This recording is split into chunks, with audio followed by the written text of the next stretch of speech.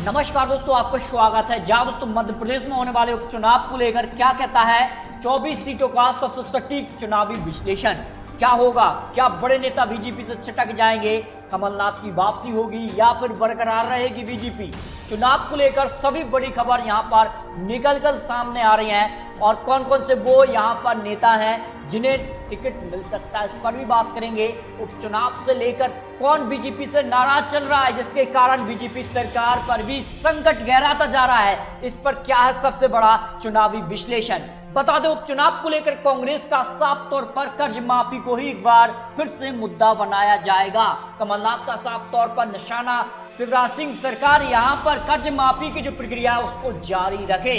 वही बीजेपी ने इसे एक बड़ा घोटाला बनाया है। तो आपको क्या लगता है, मध्य प्रदेश में आपका कर्ज माफ हुआ है, नहीं हुआ है तो कितना हुआ है? तो अपनी राय कमेंट बॉक्स में जरूर रखिए, क्योंकि इससे साफ जाहिर हो जाएगा कि दूध का दूध पानी का पानी साफ हो जाएगा। आखिरकार किसका कर्ज माफ हुआ है या नहीं, आखिर कौन यहाँ पर सच बोल रहा है। क्योंकि आप चुनाव जो है एक बार फिर से कर्ज माफी को ही लेकर यहाँ पर बन सकता है एक बड़ा मुद्दा, क्योंकि ज्योतिरादित्य सिंधिया किसानों के मुद्दे को लेकर कमलनाथ से नाराज रहे थे और इस कारण ही वो बीजेपी में शामिल हुए हैं। वहीं बीजेपी की बात करें तो यहाँ पर कुछ नेता जो है बीजेपी से नाराज भी चल रहे हैं, जिनमें सबसे बड़ा नाम गोपाल भार्गव का भी सामने आ रहा है खबरों के हिसाब से कि वो बीजेपी से बगावत कर सकते हैं। ऐसा हुआ तो फिर मध्य प्रदेश में भूचाल बीजेपी के अंदर आ सकता है, क्योंकि सबसे बड़े नेता वो ही माने जाते हैं बीजेपी, क्योंकि बीजेपी के बड़े नेता हैं। तो मध्य प्रदेश का क्या कहता है चुनावी विश्लेषण।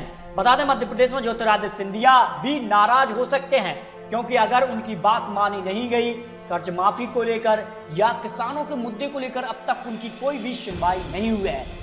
लोगों का मानना है कि जल्द यहां पर कांग्रेस में वापसी हो सकती है ज्योतिरादित्य सिंधिया की, या फिर वो अलग से यहां पर पार्टी बना सकते हैं, क्योंकि जिस प्रकार के कमेंट यहां पर मिलते हैं कहीं ना कहीं जनता के मन में ज्योतिरादित्य सिंधिया खटास के रूप में दिखाई दे रहे हैं। तो क्या सिंधिया महाराज भाजपा में जाने का फैसला राजनीतिक भविष्य लोकप्रियता विचारधारा के लिहाज से सही है, इस पर अपनी राय प्रतिक्रिया रखिए। अगले वीडियो में इस पर भी बात करेंगे। क्या कमलनाथ की वापसी या बरकरार रहेगी बीजेपी, सबसे बड़ा सवाल। और किस प्रकार के जो यहाँ पर नाम निकल कर आ रहे हैं कांग्रेस की तरफ से और बीजेपी की तरफ से, तो बताया ये जा रहा है कि 22 जो बागी विधायक हैं उनको ही बीजेपी चुनावी मैदान में उतारेगी। अगर ऐसा होता है तो फिर बीजेपी में भी हड़कंप हो सकता है। कुछ बड़े नेता जिनका चुनावी जो है राजनीति समाप्त होने की कगार पर होगी, क्योंकि बड़े यहाँ पर जो नेता हैं कांग्रेस के वो बीजेपी में आए, जिस कारण से कई बीजेपी के जो नेता हैं वो नाराज चल रहे हैं। तो मध्य प्रदेश की 24 सीटों पर कौन कौन से प्रत्याशी उतर सकते हैं और किस प्रकार के आंकड़े बन सकते हैं। 2 विधायक पहले से ही यहाँ पर जो सीटें हैं वो खाली हैं और कुल मिलाकर 22 का जिनका यहाँ पर इस्तीफा हुआ है, इसके बाद 24 सीटों पर चुनाव होना है। वर्तमान की स्थिति बात करें तो किस प्रकार के आंकड़े किसके पास हैं। बीजेपी के पास अपने 107 विधायक, कांग्रेस के पास 92, यानी कि अन्य का समर्थन काफी महत्वपूर्ण हो जाता है। सपा बसपा को भी मिला दें तो कुल मिलाकर जो कांग्रेस का आंकड़ा है वो 99 तक पहुंचता है, यानी 17 सीटें कांग्रेस को और चाहिए अपना सिंहासन एक बार फिर पाने के लिए, अगर कांग्रेस को इस चुनाव में जीतना है। और अगर अपने दम पर यहां पर जीतना है कांग्रेस के लिए तो 24 की 24 सीटें चाहिए। लेकिन कांग्रेस के लिए एक और यहां पर जो आंकड़ा बन रहा है कि कांग्रेस के साथ बीजेपी के कई विधायक हो सकते हैं चुनाव के वक्त, जिससे साफ तौर पर अगर उनका बीजेपी तरफ से इस्तीफा हो जाता है तो हालात बीजेपी के भी बिगड़ सकते हैं। इसको मद्देनजर रखते हुए बीजेपी में अभी से ही यहाँ पर भोपाल में जो यहाँ पर कह सकते हैं कि विधायकों की मीटिंग की जा रही है और इस कारण जो बड़े यहाँ पर चुनाव के किस प्रकार से रणनीति है उस पर काम किया जा रहा है। इसको लेकर कांग्रेस भी पीछे नहीं है और कांग्रेस ने अभी पूरे जो कह सकते हैं कि 22 सीटें हैं उन पर अपने प्रत्याशियों को कहां से किसे उतारना है इसके लिए भी जानकारी सामने दे दी है और सरकार के नाम बन सकते हैं। बताया जा रहा है कि ग्वालियर सीट से अशोक वर्मा, सुनील वर्मा, दंतपाल